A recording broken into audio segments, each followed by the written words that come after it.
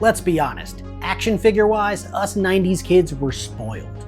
Transformers, G.I. Joe, and Teenage Mutant Ninja Turtles were still riding high. WWF Hasbro's burst onto the scene in a big way. Marvel Toy Biz kicked our love for comic book superheroes into the next gear, and when Mighty Morphin Power Rangers hit the shelves, they dwarfed them all in popularity. But nothing captured the imagination of weird kids like myself than the more outlandish, kooky, and lesser-known toy lines. Things like Monster in My Pocket and Toxic Crusaders caught our attention with their brightly colored commercials, but not every toy line got that treatment. Today, we're taking a look at one of the all-time great deep cuts, the skeletal soldiers and astronauts of the Bone Brigade. What's up, Internet? Every Single Muscle here, and in this video, we're shining a spotlight on a toy line that never actually got a spotlight before. An action figure series that I've owned in its entirety since I was a kid, and one that I have fond memories of discovering in the aisles and discount bins of my favorite now defunct mall toy store, KB Toys. I'm talking about the Bone Brigade.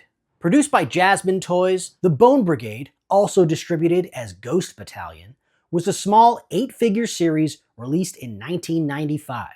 Now, as you can see, there are two different sets of Bone Brigade figures. There's the Army soldiers and the astronauts. These guys are roughly 3 inches tall, so just a hair shorter than your average G.I. Joe. Each figure came carded in a 2-pack with a ton of accessories, and unlike literally every other figure that survived my childhood, I still have nearly all of my Bone Brigade accessories to this very day. It's really the small victories that count. Also, on each card back was a comic strip explaining the origins of the Ghost Battalion / Bone Brigade. So who are the Bone Brigade? We'll start with our Army veterans. First up, the highest ranking member of their squadron, Major Alex Tripp, aka Tripwire. This dude is a hotshot, man. He's sporting some sleek sunglasses, a pair of binoculars around his neck, one black glove, and a beret with a little skull insignia on top. He's just too cool to be dead forever. Next, it's Lieutenant Buster Hill, aka San Juan. This guy's equipped with a skull-shaped dog tag, a tactical vest, and his signature bucket hat. Honestly, he's the only one of the battalion I can also picture lounging on a beach, just sipping a margarita. Now let's meet Sergeant Robert Clay, aka Claymore.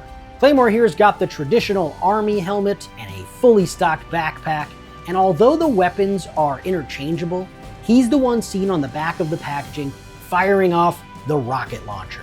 And let me tell you something, this thing really flies.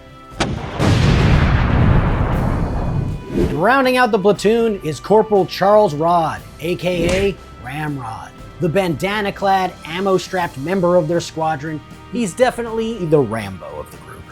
Don't push it. And he's the one on the card back firing off the mortar weapon. This thing fires even farther than the rocket launcher and is just jam-packed with teeny tiny delightful choking hazards. Hey guys, real quick, when you get a chance, it'd be really cool if you can hit like, hit subscribe, maybe leave a comment below. All that stuff really helps, and I'd really appreciate it. Now on to the astronauts, led by their intrepid leader, Captain Jonathan Comet, aka Comet Kazi. So you can see he's taken some damage to his helmet and his leg and his arm. He's also taken a laser blast directly to the chest. Maybe that's what killed him in the first place? Comet Kazi is the one seen on the back of the packaging firing the rocket launcher, though for the life of me, I have no idea how these handles are supposed to grip inside his hands. And like the other weapons, this thing is pretty good at firing projectiles. Comet Kazi's number 2 is Lieutenant Junior Grade Peter Cook, aka Cooker. With his broad shoulders, I'm gonna venture to say he's the muscle of the crew. On the card back, he's the one seen holding this cool radar gun looking thing. And something else I really like about the astronaut figures is they have these little protrusions on their wrists that make it a little easier to hold a weapon. And they also have these tiny little slits on their shoulders so you can mount these tiny missiles up there too. Ooh yeah, Greggy likey. Who's next? Why, it's Ensign William S. Astor, aka Asteroid. If you ask me, he might be the best figure of the Space Bunch.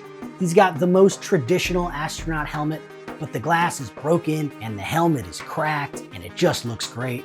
He's also got these purple legs which help him stand out on the toy shelf. And of course, he suffers from a ton of battle damage from decades of space battles. Lastly, we have Chief Petty Officer Matthew Fry, aka Deep Fry. He's the ship's navigator, the thinnest of the Space Explorer figures, and he came packaged with the jet launch cannon.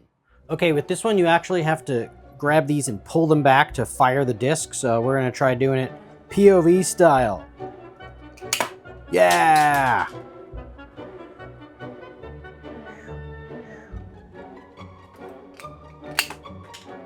All right, see if we can line one of these guys up in his sights. Let's go. Oh, yeah, that was awesome.